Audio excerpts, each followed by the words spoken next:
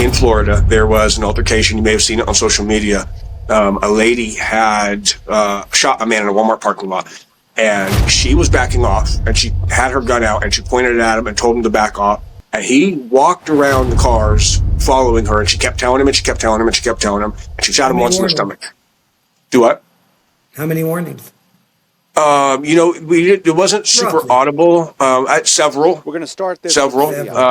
She didn't just create distance. She, I'd say at least. She created an obstacle. There was a standoff. She did. She created obstacles. She did. Shooting. And so they haven't charged her or anything yet. They're still looking at it. It's very preliminary. But what happened is there was a Tesla sitting there that they had a video and they were watching it. And I really wanted to stitch the video and talk with you about it because a lot of people are saying, well, it was self-defense. A lot of people are saying it wasn't because he didn't actually physically attack her. But in so many states, that is that methodology of fear. The only threshold is fear for my life. There's a 60-year-old man. He essentially, yes, because he kept pursuing and he kept being aggressive. He never got his hands on her does not mean that he did not attack her. Right.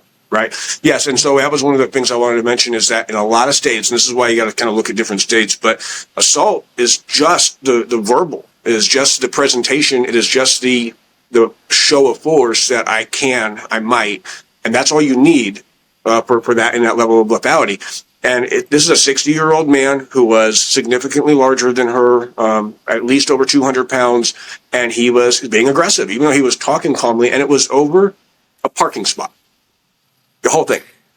He ended up dying in the hospital, but it was over a parking spot. From a shot to the gut. Single gunshot to the gut. Yeah, the response. After several warnings, he just did not understand. He kept trying to be intimidating. I wonder if there is a command that would be more. It doesn't have to be like a command like a bark, but a command that would be more universally understood by the human mind. Okay, we had pressure point conversation. Did I tell you about what I would do with this one right here? Did we talk about that? With the vagus nerve? Angle? No, we call it the temporomandibular angle because really we're not attacking the vagus nerve here. You're attacking the mastoid process that are right behind the mastoid process, right?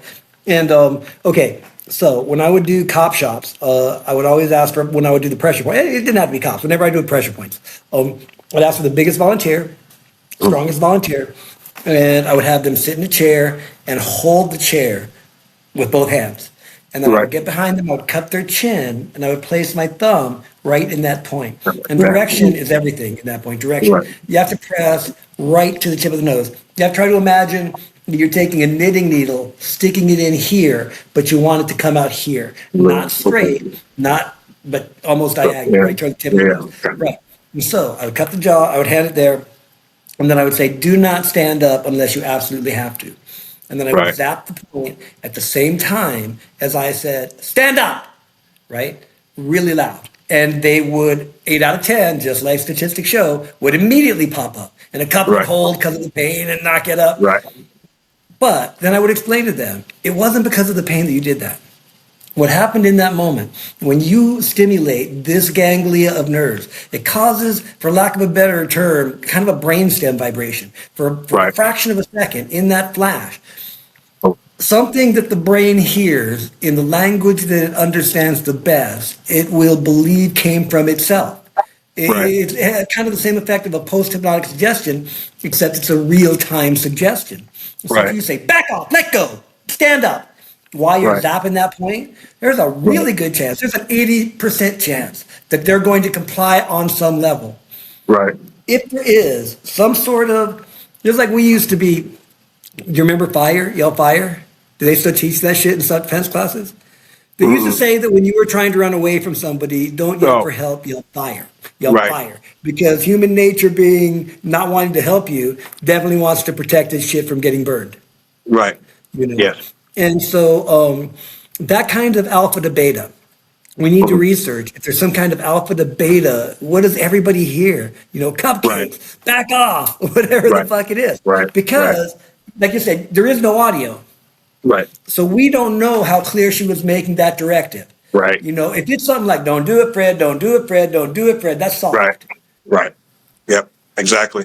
That's a really good point. There you are, Go ahead. Yeah, that's an excellent point. I think so. We were always trained just by the police is what they say is show me your hands, stop right now, get back. And it was all of like very direct.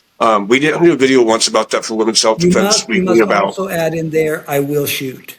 I will. Yeah, no, absolutely. I think, because in the presentation and the first part of the video, some people were saying, it's not clear if she has a gun. And then it got clear with the second video that it was clearly a gun. He saw that, but he just didn't believe she was going to do it. Well, okay, so now 3 triplets Mhm. with the middle one being I will shoot. Give me 3. I will shoot, get back, stay away from me. Neither one of those had 3. You're bad at math.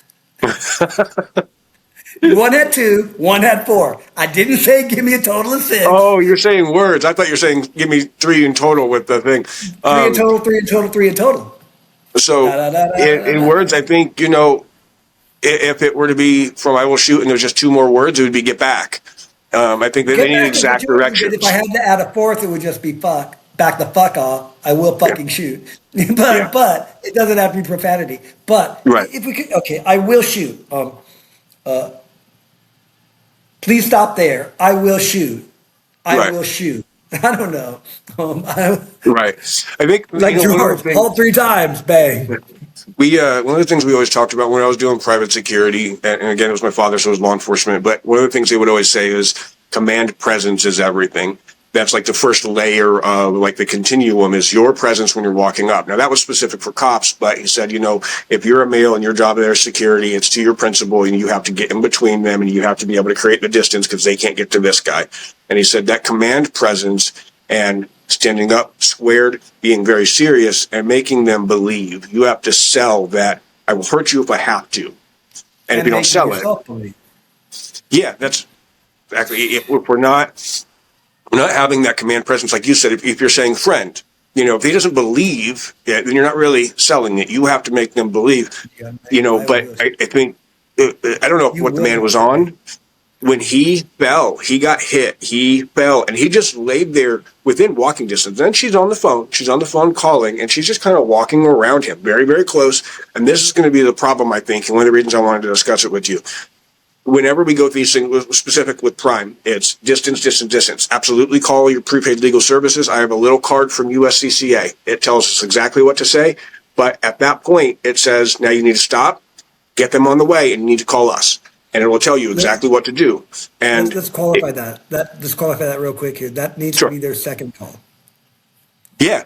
So the card will literally tell you, you call 911, you say there's been an incident at this location, give them the address, don't go into detail, click. The dispatchers are trained to keep you on the phone, and that's by design. But everything you say, and I've heard a number of lawyers talk about this, where they will tell you, you shouldn't be the one to make the call. If at all possible, have somebody else make the call. Because even that and what you say, they're going to analyze. If you were too calm, if you were too scared, they're going to try to psychoanalyze the stuff. And that happens in court. But I think that the interesting If there's point... nobody there, you have to make the call. Yeah, exactly, yes. And that's what they say. If there's nobody there, you have to. If there's somebody there, you can say, call 911, call 911. Right. And then you can immediately begin to... And so... Yeah. One of the things on the back of that card is, and because it's prepaid legal services, I went with USCCA specifically, and not just for my RSO, but because What they does that cost have. per year? So it's actually pretty. I pay for Angela and I at jointly together for both of us $70 a month. It's about $40 a month. And the price of a gym membership, you can have self-defense insurance. And I went with them because they have an immediate bail bondsman, not just an attorney. They also have the attorney, and you get to select from your preferred network from your area. But also, the gaps are huge in the amounts of coverage that they actually have. They cover a lot. But more than all of those things, they basically work as a team with USCCA, with the bail bondsman, with the lawyer, and they don't just cover firearms. They cover edge weapons, they cover baseball bats, they cover your open hands. If you are in a fist fight and you have USCCA, you make the call. And you have What immediate... about incidental weaponry, environmental weaponry? Every weaponry. Dash it over your head? Everything. Okay, good. Everything. If you're in a physical altercation... You'd mentioned yesterday, we'll get back to that guy, legal in a second, but you were talking about, an edge weapon, get behind the chair. Right. Is that how heavy is that chair? Right. Because I'll take if somebody's bringing a knife to a chair fight, right. I'm okay with that. Yeah. That's one of the few things I feel comfortable, even more than a baton, even more than a whip. A Yep. chair. Yeah. Fuck yeah. I Yeah. almost We were stopped his talking about that ass. with Braden on Tell Me Why You're Special. It was chair as table as creating. And I told her one of the best things, and one of the reasons I wanted to kind of just do a stitch on the video, what happened yesterday, is not saying, what's right or wrong or anything about these two. It's what do you do? And my first thing is I'm opening up my car door and I'm getting in for both of them. I'm closing, locking. Now you have a physical barrier. You have to still pursue me. I am physically safer in the moment. If I have to, God forbid, I've got a battering ram with the car. But mostly, I've just created a physical location where I'm locked out. So now somebody has to break the window. Both of them could break the window, but they have to escalate it to where I just made myself safer and I Let's can rewind. leave. Let's rewind to that first point. Sure. How do we get to the point where we are comfortable that we have enough space to get in our car without them grabbing us and getting in with us? Right. So I think if you have to go hands on, we deploy the fence, we can push back, we can have weapon retention. In this particular video, neither of them they weren't even in kicking distance. She did a great job of keeping distance and he came up and she kept backing up. She has cell phone in one hand and she's talking. I don't know if it's 911 or somebody else. She's talking and she's pointing and she keeps backing up and backing up. But at any You gotta send me that time, video. yeah, I'll send it to you over there in TikTok. At any time, she could have, because he wasn't moving fast. He was walking, and she was walking away, and they were She could have basically run into her car. At maintaining. any point, she could have gotten in her Absolutely, car. absolutely. That's gonna bode badly for her, unless she has bad hips or a real bad knee or something. Right. Oh, that's just it. Not only that, and what I was going to say, in the fear for my life scenario, while he's bleeding on the ground, he's still moving. He's just laying there, and it looks like he's complaining about it because he's somewhat talking. Well, obviously, I got shot in the stomach. I'm like, oh my god. What the but heck? she is You walking just got around one his shot body. in the belly. One shot in the belly, but she ends up walking around him repeatedly That's what you're on the saying. That's what phone. you're saying. How close? She was actually closer to him then than she was in the initial altercation. And so it's going to be very hard for her to say those things of I was in fear for my life because she didn't maintain distance. She walked back up and was on the phone. But at that point, she doesn't need to be in fear for her life. Probably, yeah. I think so. At And that this is what. point, let's take it as a potential domestic situation. Right. At that, she didn't want to shoot him, but Right. after she neutralized the threat, she Right. certainly didn't want to see him die. Right. Right. And so getting closer, that's sensible. I can see that happening in a normal scenario where it's not Right. stranger danger, which stranger Right. danger is one of those fallacies we got to talk about. Right. You know, Right. Absolutely. just like the John Yeah. Wick fallacy. Exactly. I think, and I don't know the extent of her training or if she had any medical. At that point, if he is no longer combative, I am probably holstering and making sure I have a retention holster, and I'm probably getting my kit and putting on a sucking wound patch on his stomach or stop the bleed or something just so, because he's not even swinging or anything at this point. He's just laying there like this. So I'm probably trying to put trauma gel on him, something that I can stop the bleed. He ends up dying. This is why it's this huge social media case right now, is because that man died later in the hospital. He was 62 years old. And of course, the media, they kind of, depending on where you're going. So this is in Florida, by the way. This is, gun It capital. happened in Florida. It was It happened a in Florida Florida. man that died.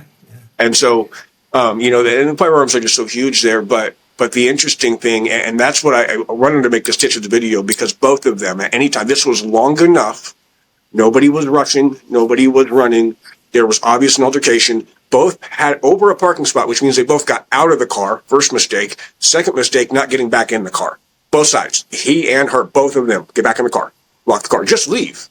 If I have to if go we're here. talking, yeah, but if we're talking about only be accountable for my actions, next Right. step, hard as it might be, get in the car and move Right. it. Right. Was it really Exactly. was it really worth it? I loved what you said on, I believe it was Sensei Coffee's interview about paying them three things. About paying them the apology, paying with the money, paying with anything you can, because there's so many more steps, especially when I can't tell, he's obviously not irate and screaming at her. It looks like he might be yelling, but his stance isn't here. It's like that. And so he's aggravated, he's mad, but it didn't look like to me that he was rushing in and he's trying to get her. He's just pissed off, wanting, I think, and I'm sorry. I honestly did. I felt like his stance. When I gave the potential for it being domestic, I forgot that. Yeah, you led with that. It was a parking lot incident, Right. which that's some shit right there. That's Right. When we talk about this in the Roy Miller books and what they call the monkey mind. You've got monkey dance, group monkey dance, and status seeking show. And they're different things, but in our monkey section or primate section of our brain, where we pound on our chest and we are fighting from what we think we need to prove something, this is where we have that issue, and why every self-defense instructor will talk about, hey, I'm sorry, hey, de-escalate, hey, deploy the fence, hey, all of these things that could have been done, because here is not, I'm so sorry.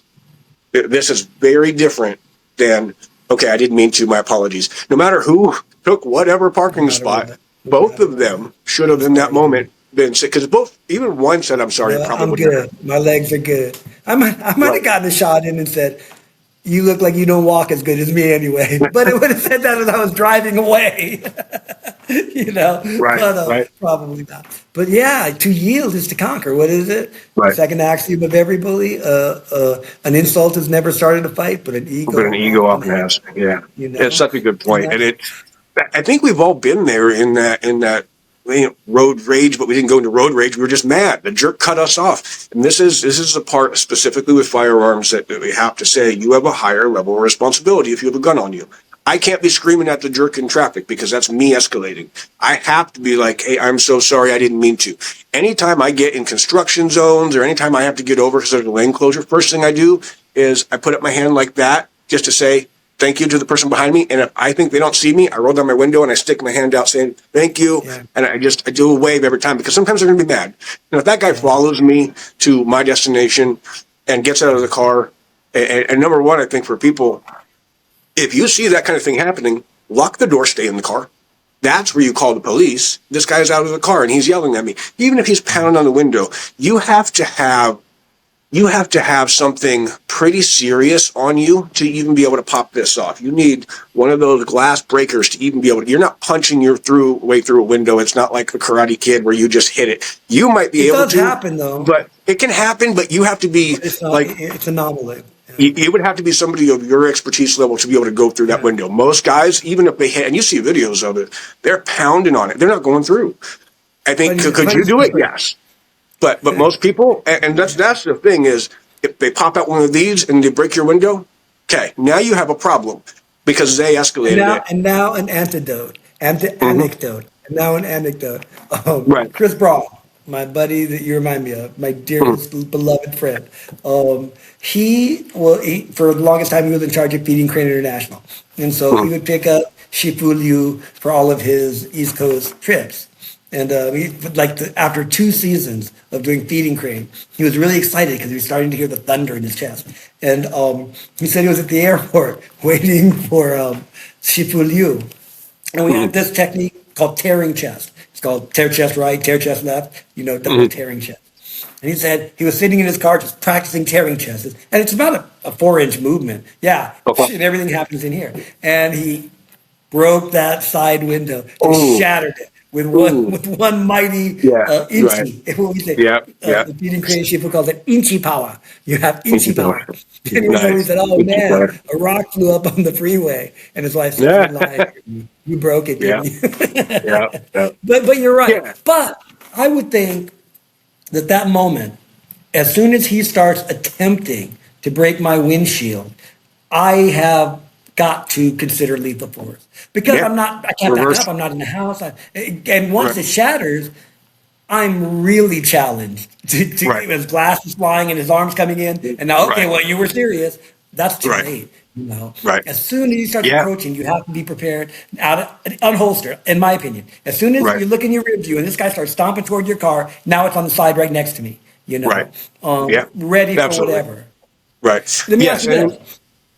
Is there a point where when he gets to the door of the car, to use it as a deterrent and hold it up and show? I mean, the video didn't even start with that. No, I'm saying in a scenario, just anywhere. Oh, okay. Let's say you're in a car and you're Angela. You're not you. Okay. So you don't have the option of picking up the car and slapping him in the face with it. You look in the rearview mirror and the guy gets out of his car and he starts walking towards you. You know, obviously he's going to confront you on the driver's side. Right. You unholster and you have your weapon and ready. Your point when he gets to the point where we can see you clearly, to where you're going to show that weapon to try to make it a possible deterrent? Yeah, yeah, absolutely. So in most states, and this is why you have to know your local laws super specifically, brandishing is not brandishing if the situation calls for it. In that moment, and I had that happen up in Pittsburgh where a guy had gotten on me. I buckled out his stance, I deployed the fence, and he reached up under his hoodie and he went to grab and I just got to mine first. I didn't even unholster it. I got right here and I showed it and he stopped. And I was like, oh, thank God. But in that moment, when it happens that quick, yes. So I think one of the first things we do for car scenarios is that we will Tell that story unholster and again we'll go before you go into here. the car scenario. Tell that story So, again. I know I like that plate that so you made with guy shooting under the arm. Tell that yeah, story so again. we went to so the power had gone out here. We live in the country. We went out to Pittsburgh Airbnb, and it was like 11:30 ish at night. All the gas stations and all this stuff were going to be closing. My oldest, she's 22. She needed a couple things for toiletries from the gas station. Everything else was closed. We look up what's closest. There's a convenience store that's not a gas station, but I don't really know the area that well. If I had known the area, I probably would have said, "Can you wait till morning at all?" But we got there, and what happens is we pull up around several individuals right in front, and they're kind of just hanging out. And so I noticed that, and what I do is I drive 2 blocks down, I do a U-turn, and I keep her parked way up in the distance so they can't see her, but she can kind of see us. I walk the distance, I go in, no problem. When I get out, as soon as I'm opening up the door, a guy comes up and he puts his hands up on top of both of my shoulders, and he kind of just pulls me into his chest. I did from tempo a rear, but the stance, but I did a rear leg buckle. So I took my leg in between his legs and I just buckled out from his hips and kind of like with my butt and just pushed. And as I got into that stance in a reverse bow, I turned and I put my hands up and I just said, whoa, whoa, whoa. And I think he's intoxicated. I don't know if he was trying to mug me or what he was doing, but he kept saying, give me $1 for a soda pop, give me $1 for a soda pop. And it's clearly out of his mind.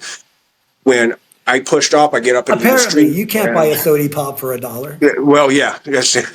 There was Go a couple ahead. things with that. So you didn't want to give But him a dollar. he he goes from that position. I buckle up, and his hands kind of come up as I'm deploying the fence, and I get back in between these two cars, and I'm stepping into the street. I look for a second, and I'm basically in a left neutral bow. He grabs onto his hoodie and he starts to lift up and he reaches up underneath. And as soon as he went down like that, I took my coat and I slammed it up around the other side of my gun and I went like this and I grabbed it. And then at that point, I was just in basically a right neutral bow, and I was going to pull out and press from there. And immediately it's like time froze. We had the tachophasia. Everybody in front of the store, there were several witnesses, including somebody who was dealing some kind of drugs right there. You could see him Oh, with a bag so in his hands. And no kidding, he just stopped and he looked at me and he was like, "Oh, you fast, man, you fast." And I was like, "I don't want any, I don't want any, I don't want any." And as soon as I did that, I basically just kept walking back until I was comfortable that he couldn't really see me because of the vehicles. And then I sprinted, flipped a U-turn back that way and got us out of there. But I don't want any. I don't want heart any. I don't want palpitating any. the whole time. I kept thinking, "Oh my God, oh my God, oh my God, I'm going to have to do this. I'm going to have to do this. Don't make me do this." And Okay, and let's talk about that because I was in a discussion with somebody that was talking about, you can access your own thoughts. right, Talking about the consciousness. Is the consciousness the brain? Is the consciousness outside the brain? right, But I hooked onto that. You can access your own thoughts because mhm, it's useful. That's what I've always said. In those situations that really went sideways, like really quickly, right, there was no plan. There right, was pulling out the toolbox, right, but the consciousness was watching me right. perform that particular Yep, task. It yep, wasn't about sitting there cerebrally, move left, right, angle right, blah, blah, blah, blah, blah. There was right, nothing in there. Assess damage, nothing of that. It was, whoa, what happened? That was pretty right, cool. And then in right, retrospect, I could see it kind of like rewinding a film. right. But think about Yeah, that in that most harrowing situation where you literally, I mean, the whole time you were telling that story, I was hearing the good, the bad, and the ugly in my head. right. Nair, nair, nair, nair. Right. Oh, Yeah, and right, Ron Van Cleve or Clint Eastwood. right. But in that moment, you were able to perform under incredible pressure, and not just Yeah, pressure, emotional distress yeah, yeah. emotional distress. Just listening to you recall it, it's like state dependent, Right, oh fuck, oh fuck, oh fuck, oh no, no, right, no, I don't want it, I don't want it, I don't want it. Now, right, all that shit at the same time as you're executing perfectly right. everything you needed to do to put yourself in a situation where you're Yeah, no longer in danger. right. That Yeah, goes back to exactly what you say.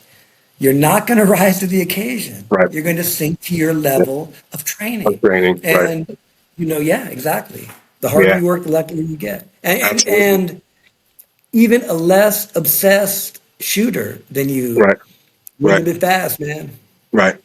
That, yeah, it's, we always talk about this with your reaction and your response, because in that moment you hit that amygdala, no matter if you hit fight, flight, or freeze, when you're in that, and this is why we have to train this with prime in the freeze, because the freeze can keep you stuck, but if you train it, it's just a 2 second wall. If that, it can be a half a second wall of, oh my God, this is happening. Okay, go. And when you switch from freeze and into flight or fight, your instantaneous ability is only going to be whatever you have drilled in. Everything that you're capable of doing is going to be solely about how many times have you done it, what have you been doing, and if you are accessing a tool. I couldn't even see, I don't know if he was pulling a knife or a gun. He could have been grabbing himself to scratch. All I know is that the hoodie started to come up and he started reaching underneath, and I was like, oh my God, here we go. And it was one of the things that we always talked about, and it's a big part also in talking about this in Prime, is hands. Every time you ever hear every cop ever talk about it, every military member talk about it, where's their hands? Watch the hands. That's why it's always show me your hands, because your elbow isn't going to grab a knife or a gun. Your wrist is going to lead to it, but those fingers, when they start to disappear, this is why everyone's like, where are the hands? Show me the hands. And so back to what you were saying in the parking lot, I think that's a good one for verbal commands, to scream out, show me your hands. But it doesn't, when we were talking about this in Prime. Stop right there. Stop right there is excellent. Yeah, there's a number of them. You have to give them the verbal commands. And I think one of the things we wrote specifically for it in Prime was to stop and get back. If you give them a direction, because if I just tell them stop, I mean, that could mean, that's why all the bad guys say freeze, on cop shows, they always say freeze. That's a good one, but it doesn't really relay what you want them to do. I don't want him to just freeze. I don't want him to just stop. I want him to get back. And so I'm getting back and creating distance. He could stop there and I could create distance, but if he's creating distance too, that's even better. And we have this, from the Tula rule and the 21 feet. If at any time, because in this parking lot situation, they weren't, I would estimate less than 10, maybe about 8 feet away, just outside of kicking distance. Like you or I could have shuffled up once and given a solid 300, teep kick to them. But that's far too close. And when you're standing even at 21 feet, that's far too close. That's uncomfortably he's right there.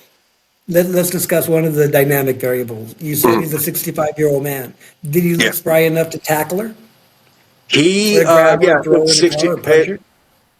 Yeah, not necessarily tackle, bigger enough. He was at least twice her size. He had a belly. He was a bigger, broader shouldered guy. And I want to say, I would give him, I don't know how tall he was, but I would give him at least 200 pounds, maybe up to 250. I would say 3 or more weight classes outside of her weight class. And that's the scary that's thing. enough. That's enough. If he puts his hands on you, you're in critical danger. Huge. Yeah. It's even if it was a skinnier guy with that kind of a thing. But then this is, again, back to Prime, what we talked about. You have the ability to articulate what is a reasonable person's standard. Is there an ability there that they have an advantage, or are these things going to be playing into your decision making? Do this. I'm going to go. Stop right there. Now back up. I will shoot. Right. I got my triplet. There you go. Yes. Because they have to stop before they can back up. Right. Yeah. No. And that's perfect. I think it has to be a clear. This is what I want them to do. We were talking about this with the Women's Self-Defense Wednesdays, and we addressed that in the fire thing. The problem with fire is that everybody disperses. So if you want them to run, that's great. If you want people to start helping you in, and as you say, it has to be something so socially unacceptable, what I told them, and women specifically, is tell them that, you're pregnant and that you need this guy to come get him off of you. Give them specific demands and let them know this is so socially unacceptable. He's going to kill my baby. I'm pregnant. That kind of thing makes people move. Otherwise, they're all just kind of frozen, and they might think it's a domestic. They don't want to get involved. And you see this a number of times where men hit women, and there's all kinds of guys around. That we did that one video, and you had done that wonderful stitch with it too. And we were talking about the man who ended up backing up and not doing anything, and it took at least 10 seconds for somebody on a motorcycle to come up running up with a helmet and hitting that guy. Most people are not going to jump in. They're just going to stop. And it's the Yes, scariest absolutely. part about it. Yeah, yeah. We give that guy a really hard time. Yeah. Yeah. Yeah. It's, I'm sure this in If society you're did. Yeah. familiar, if you're familiar with Rick and Morty, Mm. that guy was a Jerry. Yeah. Jerry. Jared. Jerry's the guy Yeah. who would lock his family out of the safe room. Like, I'm Right. sorry, I just want to live. Right. Right. I don't think it was her partner, but it doesn't even matter. It's socially unacceptable. He If you are doesn't. with He's right anybody, there. I don't care. He's And, right and there. especially all the people who are trained out there across every board, if you see somebody being attacked like that, you don't have to know which one is the good guy or the bad guy to try to stop and separate the violence. And I know it's the scariest thing in the world because it's a knife that's coming out, but I'm not going to stand there and watch a woman getting stabbed. I'm not going to stand. I have to act at that point. I can't not. When you think of all those scenarios, there was a situation here probably a little over a decade ago. I'm thinking it's probably like 12 years. This is unused, and it was here in Griffith Park, which is a big park here in Los Angeles. And the story was that there were a lot of picnickers. Okay, so part of the area is right up against kind of a wooded area, not exactly the Los Angeles forest, but kind of a wooded area. And all these bystanders, maybe 15, they say there was this woman. She was a rather slight, maybe 120, 150, 120 pounds, Right. and this huge monster of a man, Mhm. maybe 6'4", 300 pounds is what people were describing. He Mhm. literally just went up and grabbed her and started dragging her and eventually picked her up and started running with her into the woods. And um, all everything went through my brain, as far as if I'm a bystander now Right. becoming a defender, what Right. the heck am I doing against a guy with a tree trunk neck, Right. Yeah. and thighs the size of my waist? Right. And I thought all kinds of wicked shit, like, can I Hmm. grab a twig as I'm running toward him to try to intersect? All I need is a Right. twig. If I can get Right. that shit up his nose, I can Right. equalize this thing Yeah. really fast. And he's Right. got a woman on his arm. I Right. don't care how hard she falls. Right. All this Absolutely. weird martial arts Yeah. craziness went through my Yeah. head. And then a bunch of sadness Right. because there was nobody there with the ability Right. to do that. Right. Nobody did anything but watch this poor girl get dragged Get into the dragged into the woods. woods, and That's that's terrifying. yeah. That was She the needed point her of own that weapon. video. That yes, and this is why when we say in that one stitch, we made all of these videos of. I'm sorry, no one's coming to help you. You have to be your own biggest advocate. You have to do it. I'll tell you that we always talk about this with firearms, specifically if it's a firearm shooting into the pelvic girdle. But one of the things I do love about edge weapons, and it can be the Achilles tendon, but my favorite is the top of the thigh because there's a good chance you're either catching the one of the huge, or it's going down your artery, your femoral, you have your perineal. If you do end up taking somebody in the leg and stabbing them in the leg and twisting it, you are pretty well eliminating their ability to move very fast at all, if at all, because it's going to be so painful. And even in that moment where you're not feeling the pain, you're going to feel a good amount of that because it's so extreme and you have to get a tourniquet on it very quickly, which means if I'm trying to create distance from there, I can move so much faster than they can. They're going to have a hard Yeah. time limping up and trying to get to me. I'm a big fan of plowing or creating irrigation ditches. Not trying to create deep penetration Right, and kind of staying away from the major arteries, but you right. said the thigh. Man, Mhm. if you start up, you got 2 inches longer on your fingernail or 3 inches longer on your fingernail that's nice Mhm. and sharp, and you Mhm. start up around mid thigh, and if you can get underneath that patella, if you can get underneath Mhm. that Mhm. kneecap, you don't want to fish for the kneecap, but you want to No, find it. no. You Yep, want to yep, find it. yep. You want to find a place ahead of it and then find it. And when you Right, get to that thing, I guarantee you, leave your knife there. He's not going to chase you. right. Just leave it right Yep. there. See how he walks with a 4-inch dagger wedged Right. between his kneecap and Mm, his yeah. femur. You know, I love that one too because the first thing that he's going to have the instinct to do is pull it out, and that's the last thing he wants to do. He just doesn't know it that's yet. another thing I want to do. And, Yeah. you Hang on a know, second. Hang on a second. I got to get so, you. I can't hear you. All right, go ahead. yeah, I think Yeah. if, especially with and so when we talk about these with edge weapons, there's a number of these that, you know, the parts of your body that can be manipulated. You did this wonderful stitch this one time about cutting somebody in 3 times into specific places because these specific places, if you filleted off my bicep, I'm not swinging this arm. I'm done with this arm. This arm is now has to go see a surgeon. And that's probably one of the biggest benefits, I think, of training in Filipino martial arts is if you end up and doing it for a long time and installing it and making sure that you are good at these techniques, a good chance you can just fillet up somebody to where they are going to have a huge problem with any kind of motion. Gross motor motion in the right hand swings, the haymakers, is what pretty much everybody throws, and they sometimes will throw lefts, but you'll see repetitive these because they think it's the hardest thing. Same with hammer fists. There are so many just different muscles that if you have stripped, you're not. Yeah, You're not supposed.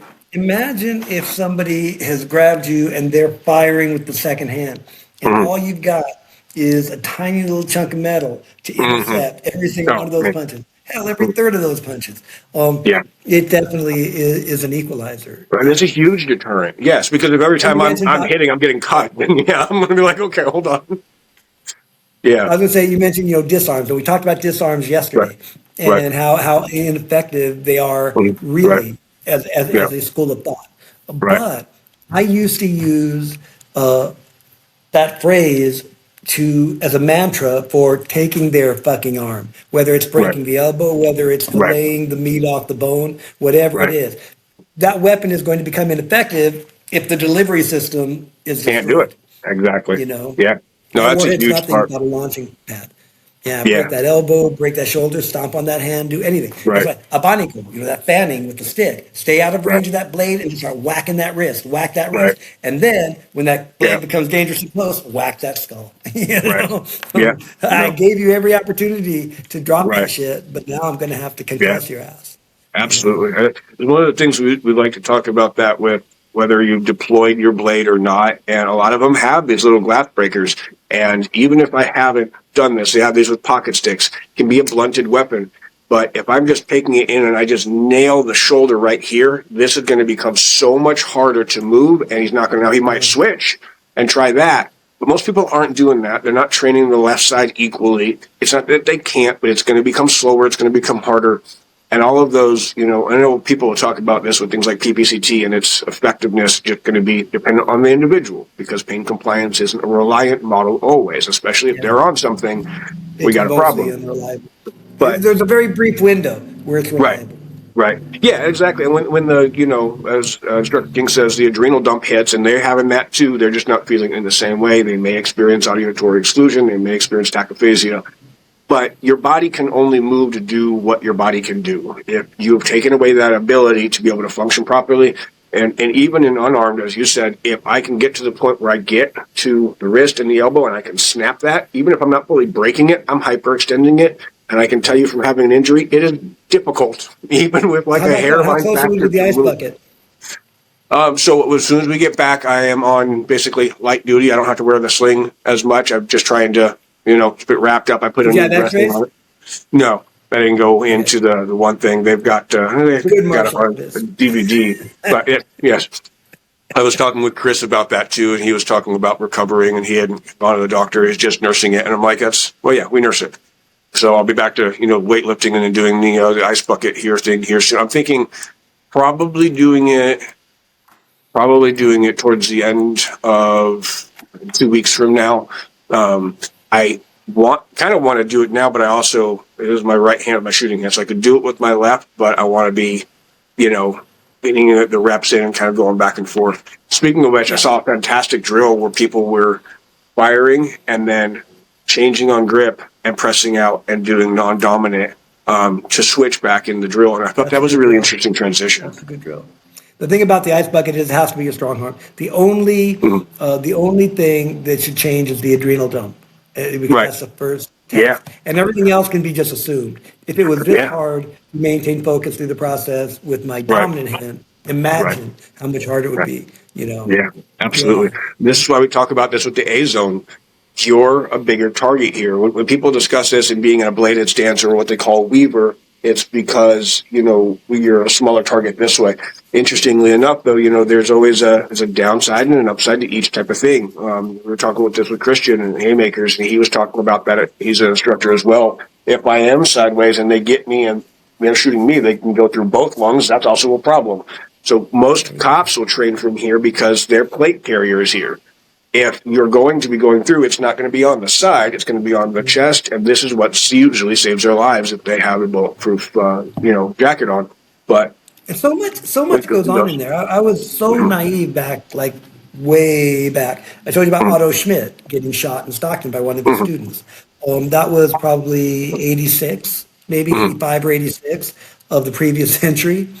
But this was a legend. He was shot square on. He was completely at the window like this, looking straight in.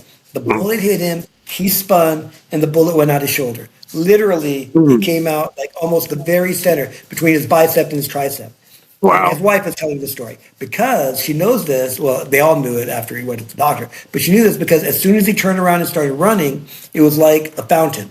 Just kind of like she saw this blood. gushing, He was yeah, like he was sneezing blood. right, What she said, like he was sneezing yep, blood out. And so she can only think of grabbing him and tackling him. I told you the story. But the right, point is for the point for now is for the right, longest time, the lore was that he evacuated enough to make right, that thing happen, right, right? And yeah, that's stunning. When I was talking to somebody of shady character who had been banging for a while, and I was telling him the story, he said, "Oh, that happens a lot. It just bounces off the chest plate." right. Just like that. He's like, homie, one time I seen a dude get shot in the eye, it spun around his skull and got stuck by the other eye. Didn't even hurt him. I'm sure it hurt him, but that's the way Wow, the guy yeah, described it. yeah, Yeah. So shit can bounce around in there. This literally, that is a better explanation than he all of a sudden became Kwai Chang Caine. He right, was good, but I don't yeah. know if any of us are good enough to turn once a Went sense that with your quick. body. No, your lesson about That's snatching, quick. because Ed Parker's have this too, where we spin off the barrel, and even with the one on my back where I can't reach out and snatch it, that's kind of the only time I'm even considering that and spinning off as if it's in the middle of my back. I don't think too many Yeah. people are going to come up and put it directly on you, but Yeah. the snatch is easily, because I don't have enough time to turn my whole body. But ballistics, and this is a huge one. I have a story we mentioned about the shooting range in Inglewood, Colorado. So it was friends of mine. I went to the Shootist is the name of it. They actually used to have a show on HBO in the 90s about this range called the Shootist, and it was about the shooting range. And I was there after the HBO special had ended, but all of my friends are over there running that place, and I was there all the time. So basically, with this, I go and it's not just a pistol range; it's also a rifle and shotgun range. And I had a 12 gauge shotgun and double aught buck. The only lane open at the time was the very end lane that's right up against the concrete wall. And I didn't think anything of it. And nobody would ever had said, don't shoot that close to a wall at all. I was doing a couple shots down the line. And because I'm with a 12 gauge, I'm not sitting here extending like this. I've got Weaver and I'm hitting, and I'm maybe 3 inches from the wall because it's just the end lane. One of those BBs went out just a few feet, hit the other side of the concrete wall in front of it, and then ricocheted right back into my stomach. And I stopped immediately, and I about crapped myself because I was like, oh my God, I'm hit. And I You set shot down my yourself. weapon, and I looked, and I felt, and there's no Go tell blood. mom.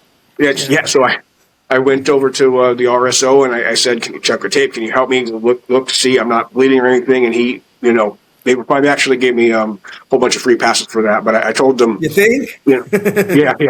I told them I'm not going to sue you. I love you guys, but nobody should be shooting right up against the wall. And it's kind of one of those things that's a fluke. But I have a big red, it wasn't even scar, big red bump from it because the velocity slowed down so much on the ricochet. But I don't think they would have even believed me had I just said this happened. They had to go back and look at the tape. They looked at the red, marking on me, and they were like, how does this even occur? And it's just something about the way that one loaded up, the primer, the accelerator, the powder, and Yeah, how what kind of an close I angle was, had to where be? one BB just spun and then ricocheted. And so ricochet So is a huge you thing. put backspin on it and it came back at you?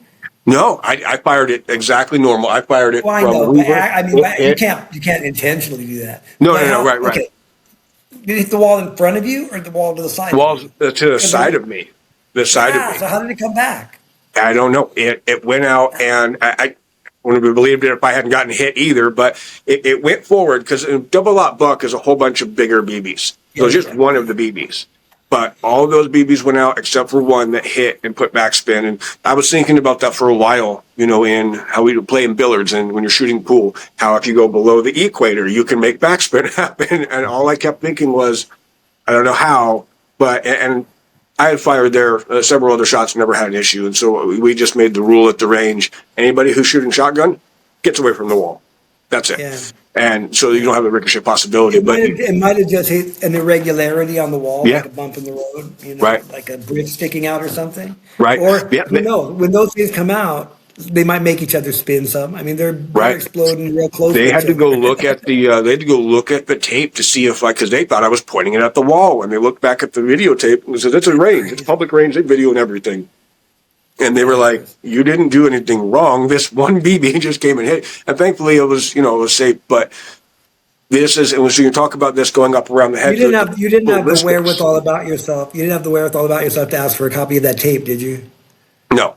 This is a long time ago. I wish. I wish. Awesome. Yeah. The sad thing I think is, and this is how these things happen with all types of violence. The lessons you learn after the fact, and they do that now. They tell everybody get off against the wall, even though it's 1 in a million chance. It's how it happens. So we talk about a bullet entering this side and going up around and ending up on there when this and not breaking anything, not breaking any windows along the way. When this type of thing occurs, the ammunition, specifically the grain, the powder, and the projectiles, unpredictable and where it's going to go when it meets a hard surface. We think of a bullet as it's just always going to go through. But that's not the case. There are things that are harder than bullets. There are things that are going to just take off part of it, and it's going to change the trajectory and spin it another way. And so when we talk about this with people who have an animal like hit by a car and you're going to put it out of its suffering, if you were to do that, you have to be very careful because you're shooting down at the ground. If it's dirt, you're totally safe. If it's concrete, you got a different problem because it absolutely can ricochet. It can ricochet up, it can ricochet this way, it can ricochet that way. It's going to depend on your angle. And we have this in Kempo, angle of departure, angle of connection. Your angle of its departure and its angle of connection is going to be unpredictable to where it's going to go, what it's going to have happen, and it can absolutely come back towards you. So you have to be able to know these things, and just like in billiards, you have to be able to shoot at the right angle, get at the right distance, so that you're in this, what they call zone of sanctuary of, I'm not going to end up being hit. If there was a ricochet because of my angle and where it is, it would go up, it would go to another side. And those types of things you can get through some people have it in ballistic reports, but generally how we teach it is just, it's the distance. If you had to do something point blank, just like in prime pelvic girdle, we're going down. Now, if it goes down and it ricochets, his body's right here. So I'm going to be all right. He ain't going to be all right, but I'm going to be all right. Now, when that goes down, though, you have to know if it's concrete, it can absolutely come back up. And you just have to be very careful with those types of things because absolutely, the ground isn't just going to immediately absorb your shot. If you have the wherewithal, that's why you're always talking about turn them toward a backstop because my first instinct, or intuitively, being a not knowing shit about guns, is especially a 200-pound guy, the bullet's not going to exit. I'm really wrong about that. I'm really, really wrong about that. The bullet's going to exit most times. Right. Unless it gets lodged in the pelvis or some shit. Right. Well, and depending on your load, this is why a lot of us, use hollow points. Hollow points have been known to expand out and not always exit. It depends because so many different people make the bullets, but they're different things. Some have a little grain, some have a lot of grain. And depending on the manufacturer, those things can be factors. But yes, generally, it's going to go in this big and it's going to come out like that big. Okay, so let's talk about that. Let's talk about we really want to be an elite level prime shooter. So what kind of a load and what kind of a round am I going to want to use to maximize effectiveness and minimize the possibility of exit? Yeah. I want to leave that shit in there. Like Bob. Like if you cut Bob open right now, you look like a pomegranate. With silver seeds all over the place. Well, I can show you that. I'll tell you what I do. So when we do this for 9mm is one of the most popular things. When we're shooting on the range, I like to do it with 9mm Luger and you're doing 115 grain. This is your basic range ammunition. This absolutely is a real bullet, all of them, and they absolutely will. This is what I'd say the majority of people shoot, even in self-defense. It's what the police call duty rounds, and what we usually, they're just hollow points, and this is HST 200s, and this is the hollow point bullet. And so there's different manufacturers. This one's Federal. This one's Commando Defense. And another really important thing we talked about in Prime is knowing what you're buying. So one of our favorite brands across the board and from military police and, civilian world is called Critical Defense. There have been people before who have used ammunition that had like skulls on it and they were used against them. And it's not something that, usually you see it for always in criminal, but you can in civil. The civil isn't about right or wrong or the law. Is there culpability? Was there loss? And so for most of us, A much we'll lower carry these standard as well. with hollow points, and you can see the end there because it expands out. And so there's a whole lot of different those, but when you're looking at the difference in grain and charger. So do you know the story about 10 millimeter? No.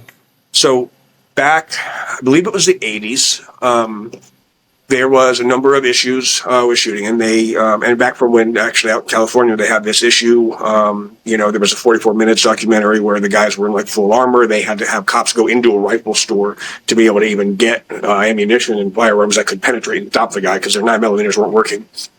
FBI had commissioned 10 millimeter basically because they wanted something more powerful. They wanted something that was going to stop these types of things if you have the ability. When they did this, and they had created with the gun manufacturer, they created 10 millimeter, but they came out to be as a little bit too powerful. So the reason I have a 10 millimeter is because we're in bear country. If I have to stop a bear with a handgun, that's the one I want. There are 38 documented cases of people who have successfully stopped bears with under 40 cal, so 9 millimeter 380, but it's not as common. So these are generally considered bear stoppers. If I had a 250 pound man coming at me, that's the same type of thing I'd be looking at, because if it's, the Big Show or The Rock and a big guy, a bear of a guy, it's going to be an issue. 9 millimeter isn't going to necessarily do the same thing depending on the grain. So what happened is they then commissioned them to come out with 40 cal. And 40 cal and 10 millimeter are different. They're basically similar to that in the casing, but they're a different load, they're a different powder, and it was more powerful than 9 millimeter, less powerful than 10 millimeter. It was kind of an in-between that law enforcement commissioned to be made. And so that's kind of how we landed on that. It's often said that they're the same types of bullets. They're not really, but they're very similar. Diameter is, but the amount essentially of all the stuff inside is a different load, so that they don't have to have it, where a 9 millimeter is going to not be enough, but a 10 millimeter might be too much, because we'll talk about this with 10 millimeter full metal jacket. So that's like the majority of those loads when we have range ammo. You're talking about full metal jacket. There's no hole in the end of that. It's just a full metal jacket all the way around, and there's lots of different types of ammo. But with those things, essentially, it's not going to have the same power at like 115 grain. And the reason is backstop. So if you have like a rifle round, for example, it's going to go further. This is why, they're very particular about long gun laws.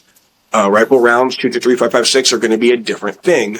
And so this is why the education kind of comes into play, and what we really try to address with Prime, just because when we have these things and you're shooting. So do you remember Kanata's story about the woman that, yeah. So he said the only thing that he would have had her change is that she didn't have the duty rounds in her weapon.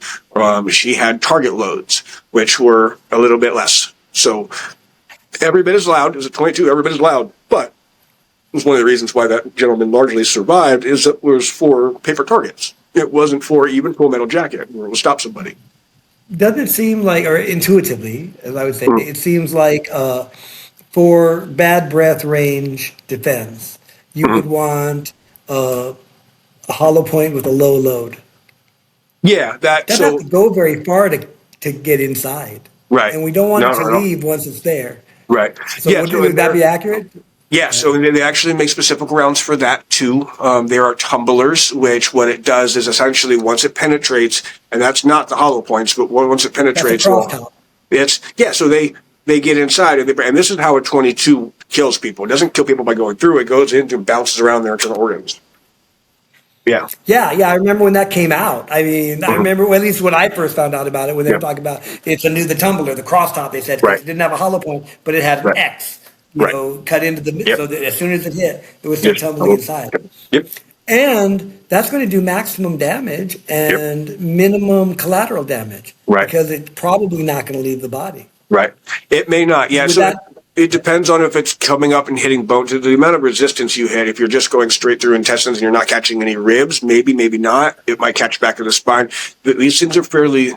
It's hard to tell because it depends on distance. If I have a revolver with that type of thing and a tumbler in it and I'm contact pressure, it's a good chance it can because it doesn't have to travel very far. If I'm further back and I'm like parrying up and firing from here, it may not. It may stay inside them and tumble because it's designed for it, but also I'm further back. So this is why sawed-off shotguns aren't legal because the amount of explosion and force that comes out of a sawed-off shotgun has Yeah. no way for the gas to escape ahead of time. So every time you Yeah. fire a bullet, gas is going out, and there's ejection ports that it has, for gas to escape first. But if it's just going down that barrel, there's a whole bunch of gas coming out first, and then some after too.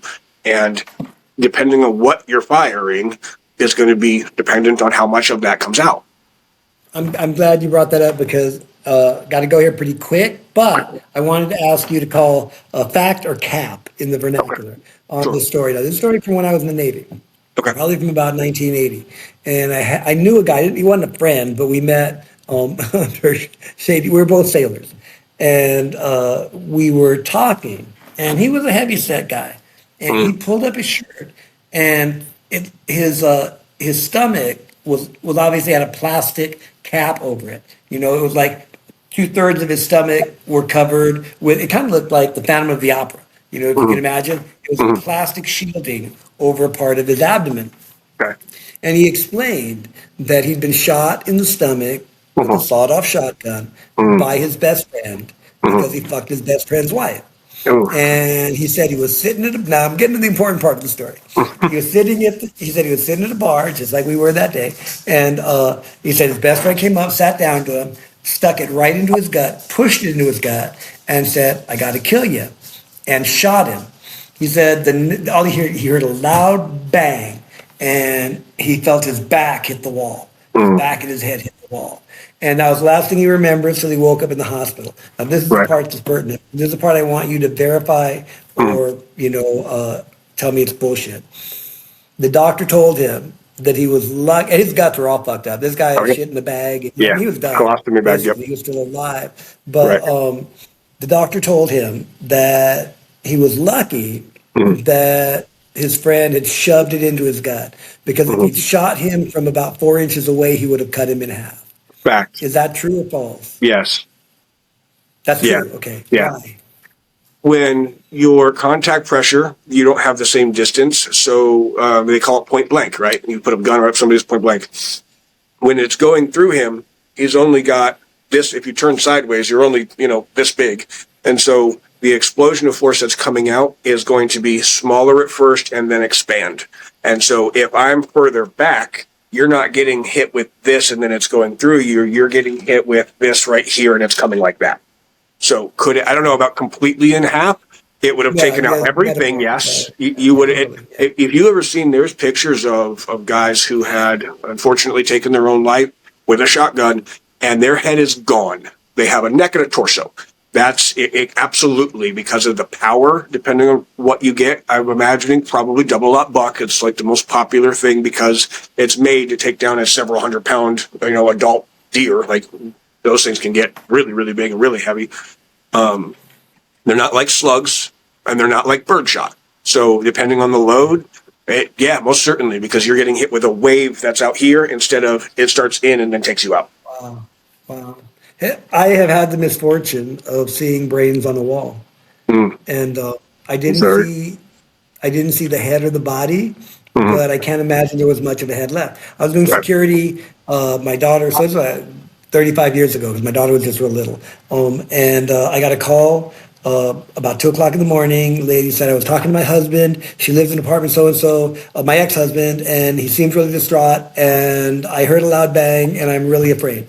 And so I called the cops, and she came over, drove over to the complex. The cops met me and her at the office. We left her at the bottom of the stairs, and then two police and I walked to the top of the stairs. One police officer opened the door, and as soon as he opened the door, crimson, I mean, just the brightest purple red that you could ever possibly imagine in your life. Hyper focus.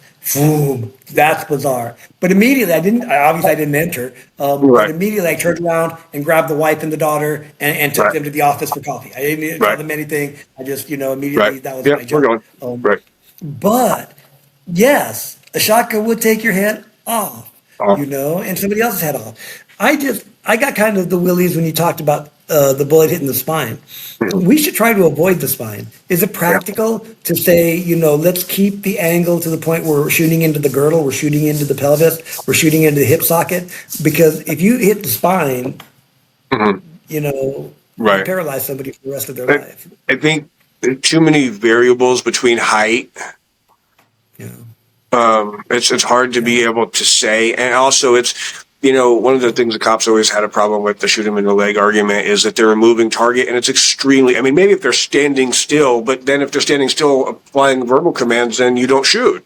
So when they're running at you, it'd be like trying to shoot, it's like trying to say, why don't you take off his finger? That's not going to happen.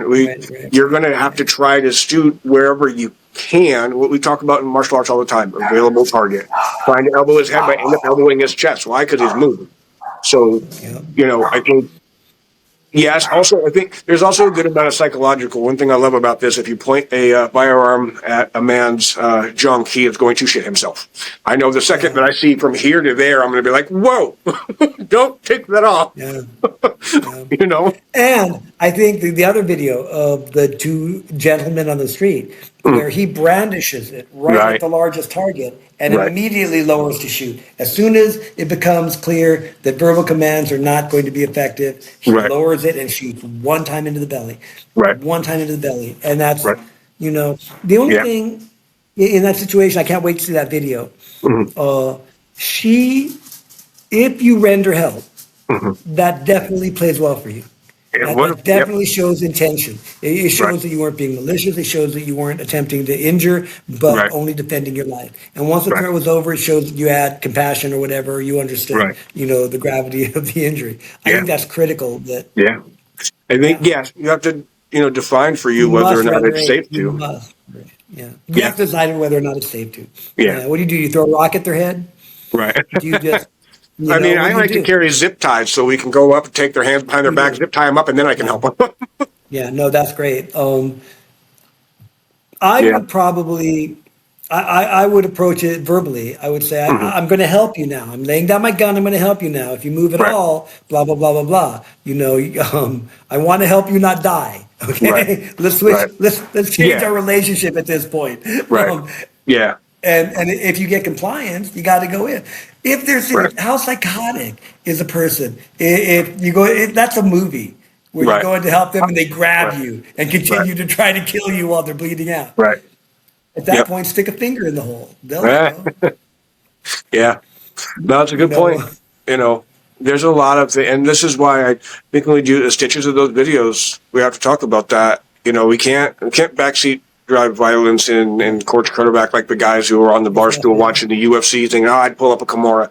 But it is perfect for case studies on what should you do in this situation. And that was why I wanted to make a stitch for both of them. I don't want to say either part because I don't know circumstances, what was happening.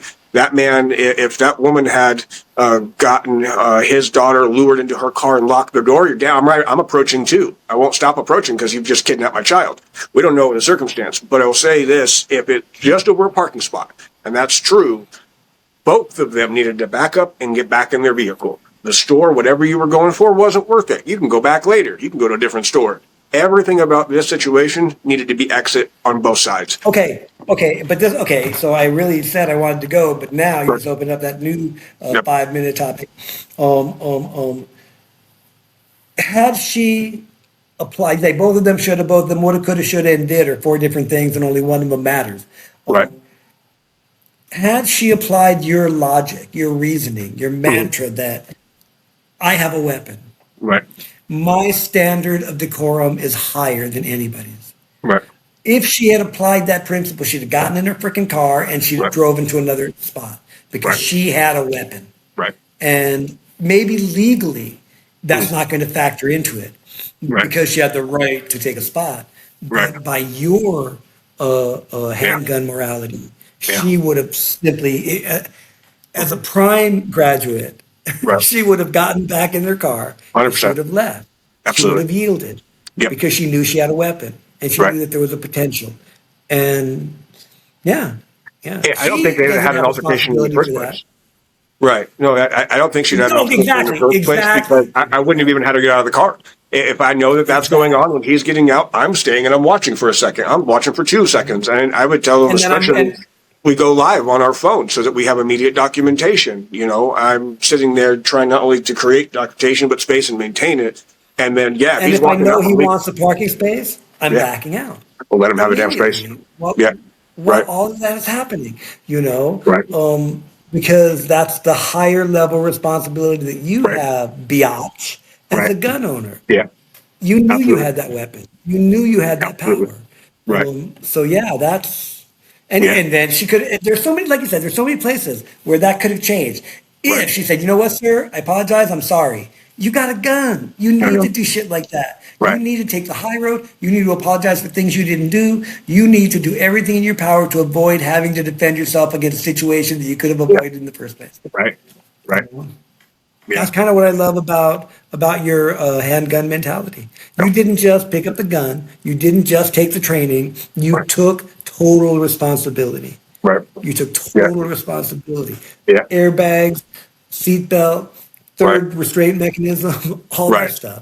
Yeah. And that's why we're doing this project. That's Yeah. why we're doing project. Yes, sir. Yeah. Thank you so much. And yes, I Well, think that has to be seen by the world of absolutely have the highest responsibility, but also even if you didn't have a gun, why are you trying to put yourself in that situation? Obviously they're emotionally distraught. And if we can recognize we're emotionally distraught too, we know we're not making the best decisions. Everybody's had arguments with their partner. You know, in that moment, you should probably be like, you know what? I apologize. I'm emotional right now. And because that can end it. It can just stop it. And then you say, hey, I'm sorry. And I'm sorry. Throwing a little white lie. I just had a fight with my partner. I just did this. yeah, I just anything. yeah, I'm sorry. I'm sorry. absolutely. I was out of line. I was Right. out of line. Says, you Yeah. want a piece of me? Why would I want a piece of Why would you? I would no, look so I'm good. stupid getting my Right. ass kicked by you right now. Right. Doesn't Yeah. matter. You Doesn't and matter that's what the you thing. think you You can lose do. nothing by them thinking that they're dominating it. You don't know the person. Even if you did, so what? It's not like they're going to go make a whole video series on it now and embarrass you in public. Let They're them gonna embarrass go home and themselves. jack off. I'm alpha. I'm alpha. I'm alpha. Right. Let them do that. Let them have their moment. Everybody I who's kicked the alpha guy's doesn't have ass. to announce it. Yeah. Yeah, Yeah. right. My grandpa always used to say, "A full piggy bank don't make no noise." Right. Yep. Yeah. Yep. Yep. Absolutely.